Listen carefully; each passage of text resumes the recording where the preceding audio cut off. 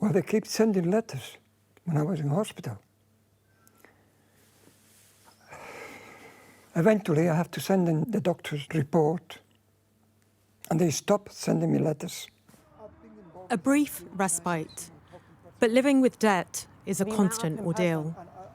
HMRC is demanding that Manuel pay back tax, which should have been deducted from his pay.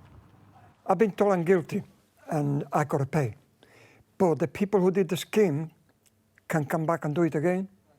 In 2006, Manuel was recruited as a piping supervisor by Atlantic Resourcing, the recruitment arm of energy giant Petrofac.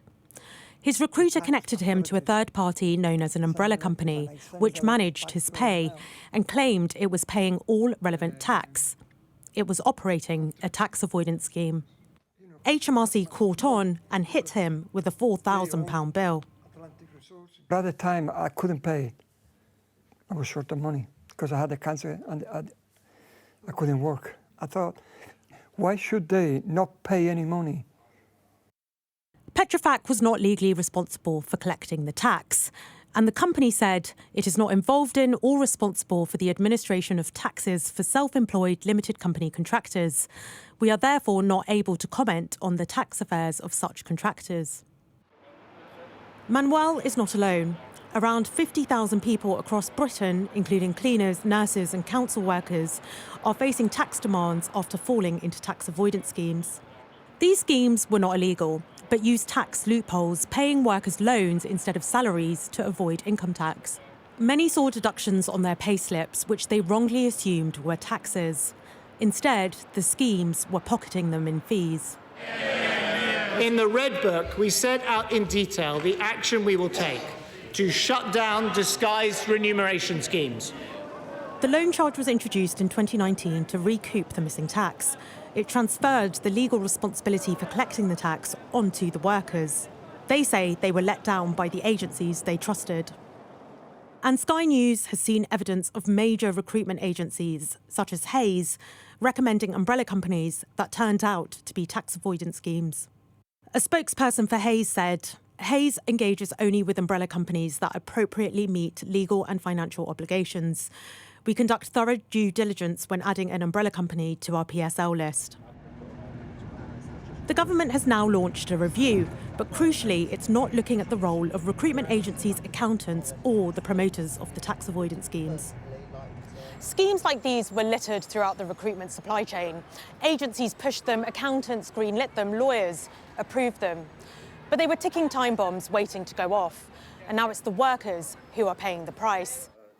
And many, including Peter, not his real name, are wondering why the wider industry has escaped accountability. They are the key agency for central government work. If Capita says something to you, then you believe it's correct. Peter worked for what was then the Department for Business Innovation and Skills. He says his recruiter Capita gave him a list of umbrella companies to use.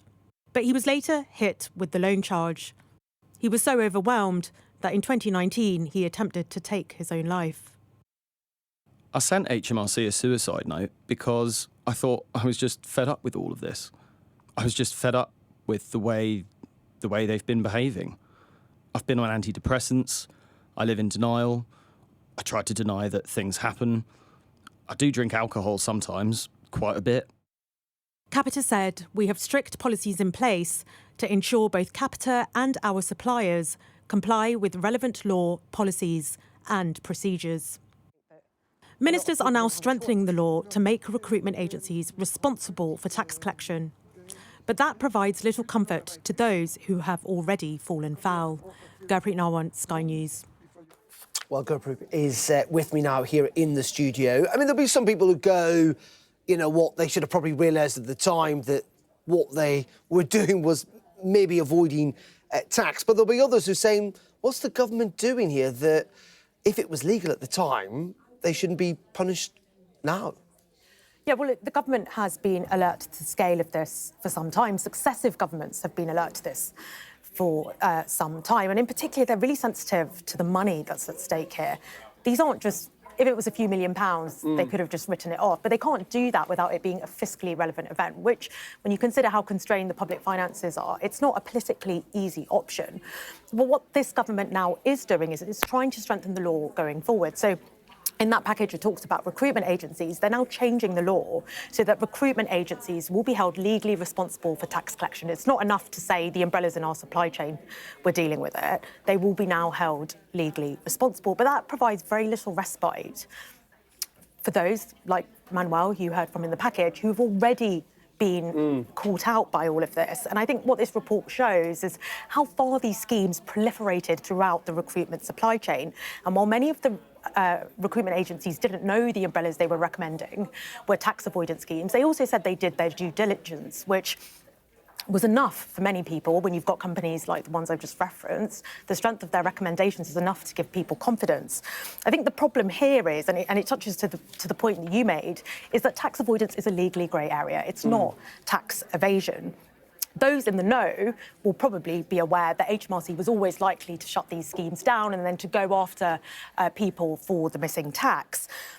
And in this case, they have done that. They've gone after the individuals.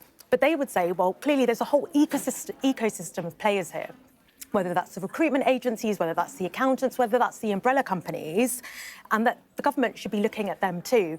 But the government's been very clear that in its review, it will not be doing that. OK, Gurpreet, thank you very much indeed.